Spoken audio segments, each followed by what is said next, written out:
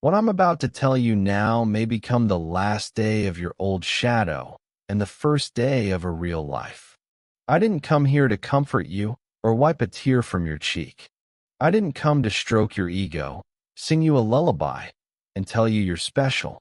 I came to shatter your illusions, to smash to pieces the fragile mirror in which you're used to seeing an invented image. I will tell you the truth, harsh, cutting, searing, a truth that will destroy the old you and create a new one. Look at your life. Honestly, without dressing it up, without explanations, without excuses. What do you see? A work of art or a pathetic copy of someone else's dreams? Triumphant peaks or endless treading water? Blooming life or a slow rot in the swamp of mediocrity? I see how most people wake up each day not for feats, but to survive. They go to work not to create, but to wait for payday. They build relationships not from a spark of love, but from the cold fear of loneliness. They live by habits, not by dreams. And the worst part, they think this is normal. I've seen that fear in European cities, in the poor neighborhoods of Latin America, and in the ancient legends of Asia. People hide the fire inside them. They fear their own light. But you know what? In every heart there is a spark. In every soul a titan sleeps. History proves again and again. Greatness is born not from circumstances, but from decisions. Socrates, son of a simple stonemason, who foretold his immortality among philosophers. No one, but he made a choice to accept no dogma on faith, to doubt, to seek the truth even if it cost him his life. When the Athenians offered him exile or death, he lifted the cup of hemlock, because he understood a life without truth is worse than death. Napoleon, a Corsican, short in stature, an outsider among the haughty French aristocrats. They mocked his accent, his origin, his ambitions. But he did not see himself as a petty officer. He saw an emperor. And that belief burned so fiercely that the world bent to its pressure. In 15 years, he redrew the map of Europe like a chessboard and forced everyone to play by his rules. Leonidas, king of Sparta, he could have lived in the palace's luxuries. He could have sent others to Thermopylae to die. But he understood. A true king is not the one who wears a crown, but the one who is the first to lay down his life for his people. 300 Spartans against 1,000,000 Persians. Suicide? Yes. But Leonidas's death became the spark that ignited all of Hellas. I remember reading about the Japanese samurai. For them, life was the way of the sword, the way of honor. They did not fear death because they lived each day as if they were already dead. They understood true freedom begins where fear ends. That is why they could face enemies 10 times their number and triumph. Their weapon was not only steel, but resolve. Think of Osho, a poor boy from an Indian town who challenged the entire religious tradition of his country. They exiled him, persecuted him, even tried to poison him. But he did not betray the truth. He preferred to be hated for truth than adored for a lie. And now, looking at all these examples, tell me, what unites them? What made them great? They made one decision, an absolute one, not to put up with what is. They refused to accept mediocrity as fate. They understood the main thing. Life does not happen to you. You happen to life. So listen to me carefully now. You have no excuses. Your current life is the result of your decisions. If you are unhappy with where you are, your steps brought you here.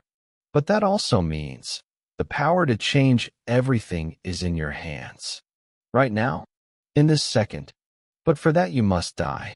Not in body, in spirit. The old version of you must die. The victim, the coward, the slave of circumstances. And a new one must be born. A creator, a warrior, a doer. Yes, it hurts. Your ego will scream, "Don't change. It's dangerous. Stay as you are." Your mind will invent 1,000 reasons why this isn't for you. I don't have time. I don't have money. My parents screwed me up. The government's to blame. Society's to blame. The stars are to blame. Lies. These are the chains you've put on yourself. I have seen boys in Latin America's poor favelas transform into world football legends. They ran barefoot through dust, chased a plastic bottle instead of a ball, yet there was a fire in their eyes. They knew they were not born to stay in the slums. They did not wait for a better moment. They started where they were, with what they had. And in the end, millions chanted their names. Think of Viktor Frankl. He survived a concentration camp, where most people lost both body and spirit. But he realized, even when everything is taken, freedom, food, loved ones, you still have the most important thing, the freedom to choose your attitude. His body was a prisoner behind barbed wire, but his spirit remained free. And that freedom saved his life. Are you ready to make such a decision? Are you ready to die to your past and be reborn for the future? Because time does not wait. Every day you delay your rebirth is a day stolen from your true self. Every week of procrastination is another brick in the prison you built for yourself. Every month without action is a month that makes you more like those you swore never to become. Do you want to see your future? Look at the people around you. How many of them once dreamed of great deeds and now settle for little? How many burned with ambition and now smolder as the ashes of routine? How many promised themselves they'd start a new life on Monday and never began? Don't be one of them. Because the greatest tragedy is not the death of the body. The greatest tragedy is the death of a dream. Not the end of life, but a life without a beginning. You can live 100 years and not live a single day truly. You can accumulate years, but create nothing of value. Or you can start living right now. Not tomorrow. Not in a year. Not when the stars align. Now. Because now is the only thing you really have. The past is memory. The future is imagination. Life happens only in the present moment. And in this moment, you can make a decision that will divide your story into before and after.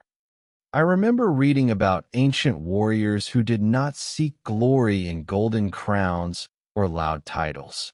They understood the greatest enemy sits inside. He is the one who whispers in your ear when you weaken, when you want to give up, when you think you can't endure any longer. That whisper is more dangerous than the enemy's sword or a bullet on the battlefield. And you can defeat him only when each day you are ready to stand up and say, "No, today you will not break me." In Eastern cultures, there is the practice of Zen meditation. A person sits for hours, apparently doing nothing, but in reality fighting with themselves. Storms are born in silence, because it is there that you see your true essence. You feel your body begging you to rise, your thoughts screaming that you're wasting time. But if you endure, you emerge from that silence stronger than you were yesterday. And so it is in life. Time tests us every day. We are forced to sit in our own storms until we learn to accept them as part of the path. You know what impresses me most about the history of the Japanese samurai? Not their shining swords or honor rituals, but the fact that each of them woke up thinking this day could be their last. And it did not frighten them. It gave them strength. Because if today might be your last day, what is there to fear? Why run away from your own dreams? The samurai met fear head-on because they understood death is not an enemy, but a reminder that time is short. When I think of my life, I see many moments when I sat with my hands folded, waiting for someone else to come and fix my problems. But no one came. No one should have come, because this is my war. And then I started to remember the examples of those who did not give up. For example, Viktor Frankl, a man who went through concentration camps. Everything was taken from him: freedom, loved ones, health. But one thing remained that no one could take away: his attitude.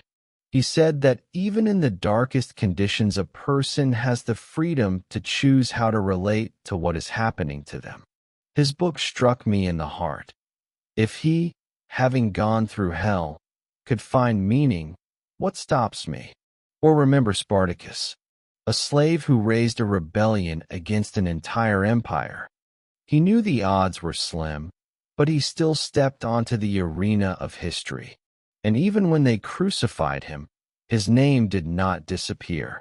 Strength is not always in victory. Strength is in struggle. He reminds me that sometimes even a step against the whole world is already a victory. I have thought a lot about the Ukrainian Cossacks. Their will was so strong that empires trembled. They understood, to live without freedom is not to live. And their songs still echo in our land. When I hear them, I feel the power of generations passing through me. This is not just history. It is blood reminding me that I have no right to lower my hands. There is a parable about a master potter. He made jugs, but deliberately left a small crack in each one. The students wondered, "Why don't you make perfect pieces?" And the master answered, "The crack makes the jug real. Through it you can see the path it took through the fire." So it is with us. Our cracks are not shame. They are proof that we endured the fire. When I tell this, I want you to understand, every defeat of ours is not an end, but a brushstroke in a picture. Yes, sometimes it hurts. Sometimes it feels like there is no strength left. But look at the stories of those who survived even worse conditions. They did not wait for fate's mercy. They forged themselves. I began practicing small victories. Waking up earlier. Taking one more step when the body screams, "Enough." Choosing the hard, right option instead of the easy one. Because it is in the small things that we become who we want to be. And when I look back, I see that those steps created a new path. In Buddhist monasteries, there is a ritual. Monks spend hours cleaning the courtyard, raking leaves, drawing patterns in the sand, knowing the wind will destroy it all. And still they do it with focus. Because it's not about the result, but who you become in the process. I understood. The same applies to life. We build, we fight, we fall, and even if the wind scatters everything, we change in the process. I do not want to live to old age and look back saying, "I was afraid." I want to say, "I tried. I burned. I went forward even when the world was against me." Because what is life without fire? It is only the shadow of existence. Remember the story of Prometheus, who brought fire to people. He was punished, chained to a rock, but he did not regret it. Because fire gave people life. So we, each of us, has our own fire, and the world will try to extinguish it. But if we keep it, we will light the way for others, even in darkness. My friends once laughed at my stubbornness. They said, "You take everything too seriously." But I know, stubbornness saved me when everything was falling apart. Who, if not the stubborn, stands up after falls? Who, if not the stubborn, builds stories that are remembered for centuries? And now, as I speak to you, I feel my story is not over. Yours isn't either. We all have many battles ahead. Yes, there will be pain, there will be fatigue.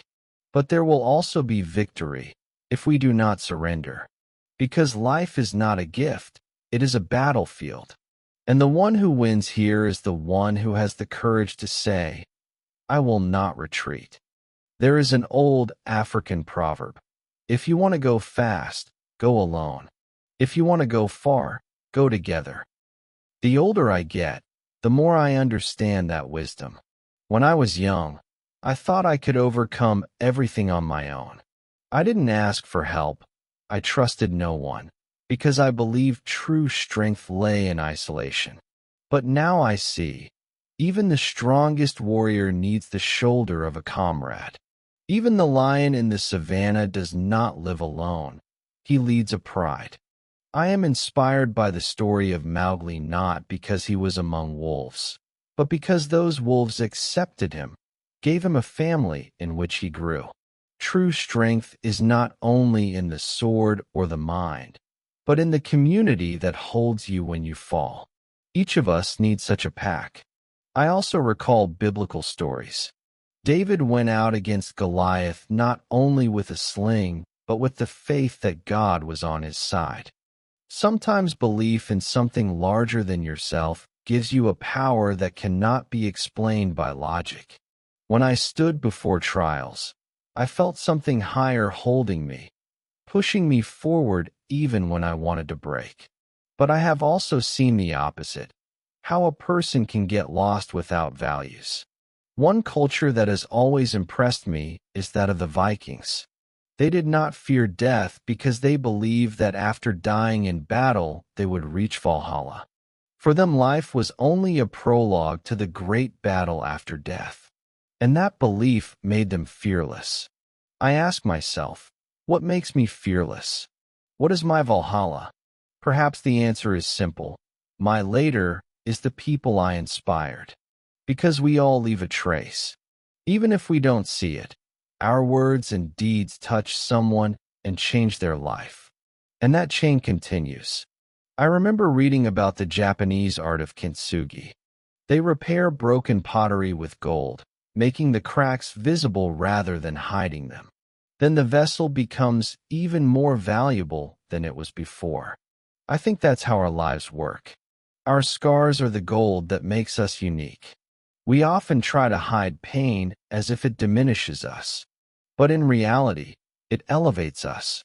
Stories of warriors, artists, thinkers prove it doesn't matter which culture you come from or in which era you were born. One thing matters: whether you have the courage to accept pain and turn it into strength. Do you know what amazes me? In different corners of the world, in different times, people invented the same rituals so as not to break. The Greeks had the Olympic Games, not merely entertainment, but proof that body and spirit can surpass themselves. The Indians had yoga, not only physical practice, but a way to master the mind. In Christian monasteries, there were fasts and prayers, a method to purify the soul and harden the will. In Islam, there is Ramadan, where people learn to abstain from food and drink during the day to remind themselves, you are stronger than your desires. All of this says one thing: humanity has always sought ways to make itself stronger, because the world has always thrown challenges. If you don't grow, you die. I recall the story of Miyamoto Musashi, the legendary Japanese swordsman. He won more than 60 duels, triumphing not only with the sword but with cunning, patience, and the ability to wait for the right moment. He said, "The true warrior does not raise his sword without need."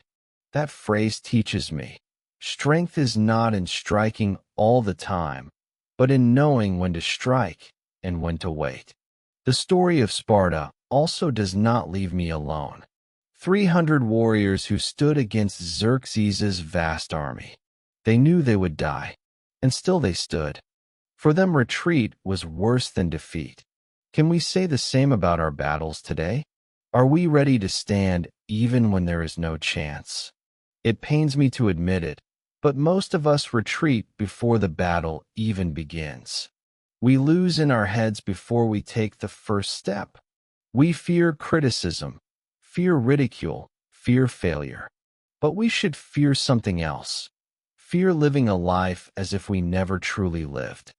Once I heard words that changed me. Hell is when, on your deathbed, you meet the person you could have been but never became.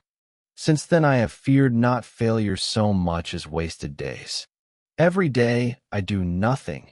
Every day I hide from life is a day that robs me of the chance to meet a better version of myself. I remember the rights of Native Americans.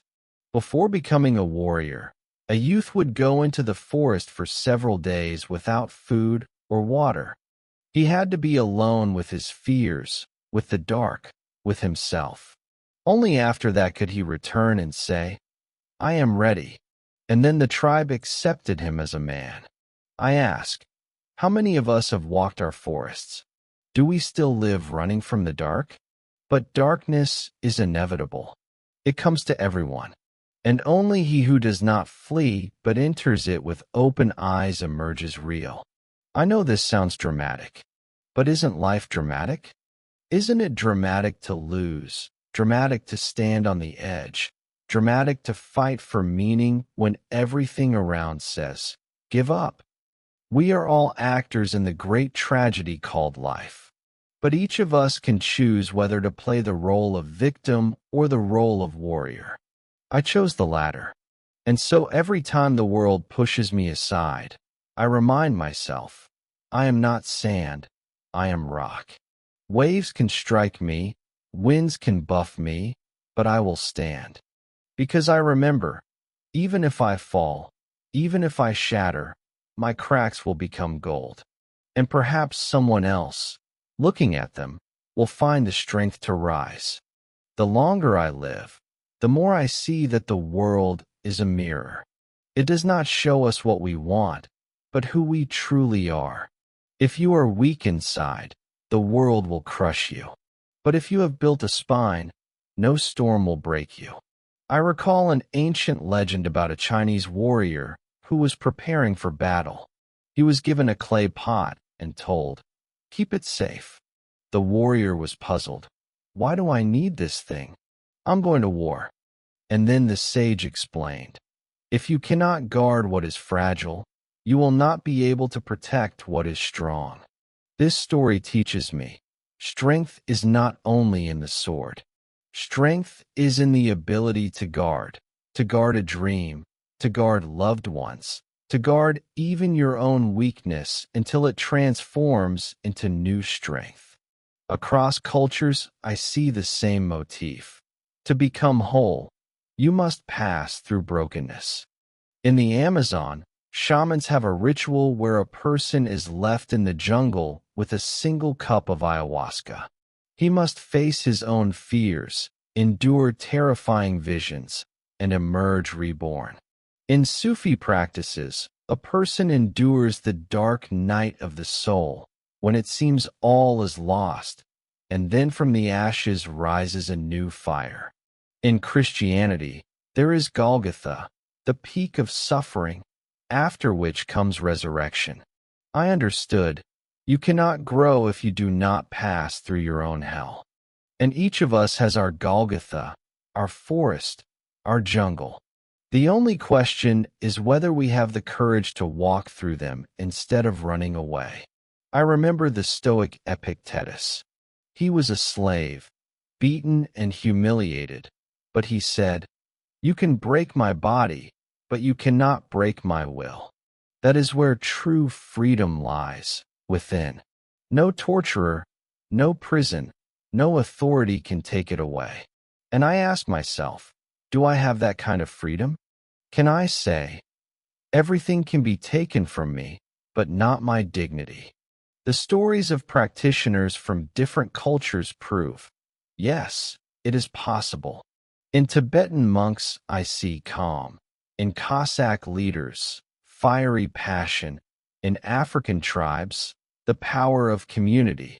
In Greek philosophers, the depth of thought. They are all different, yet united by one thing, the refusal to surrender.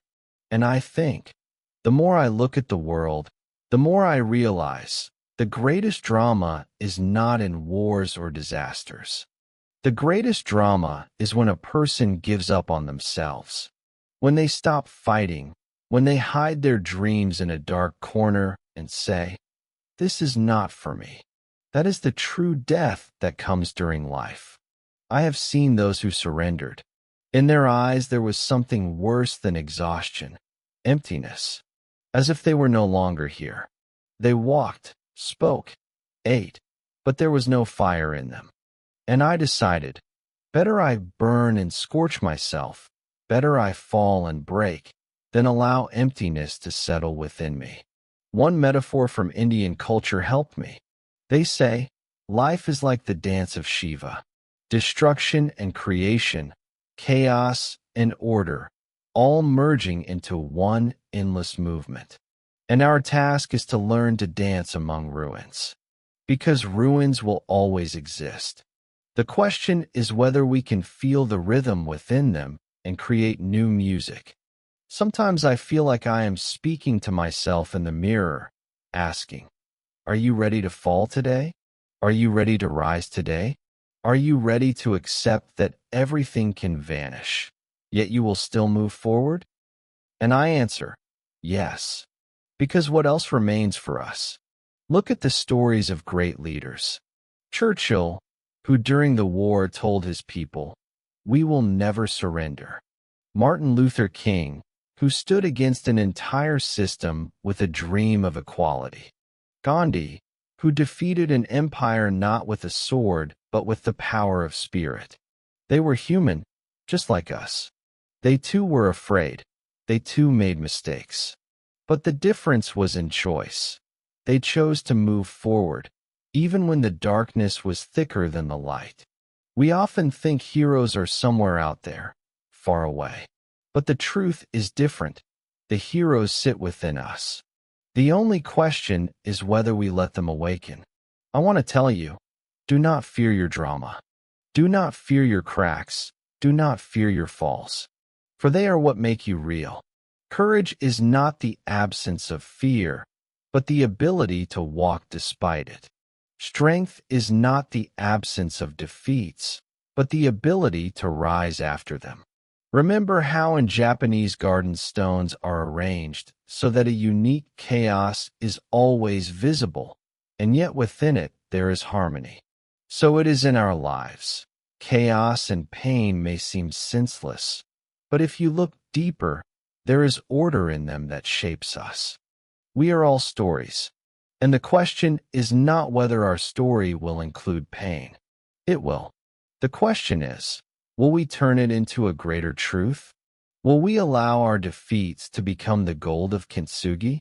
I want my voice to remain in your hearts now, because these are not just words. This is my path, my scars, my gold. And if even one person hearing this says, I will not give up, then I have not lived in vain. And so I will end not with grand words, but with a simple reminder. Life will always test us, but you already have everything to endure. You have a body that withstands blows. You have a mind that can find a way. You have a heart that knows how to love even in the dark. And above all, you have a will stronger than any chains. So go. And even if today you only have fragments, do not be afraid. For from fragments one can always assemble a mosaic. And often that mosaic is more beautiful than the original picture. And when the last day comes, I want each of us to be able to say, I was not afraid to live. I was not afraid to fall. I was not afraid to rise. I burned until my last breath. For in the end, we are all fire. And it is only up to us whether we let that fire die or turn it into a light that others will see.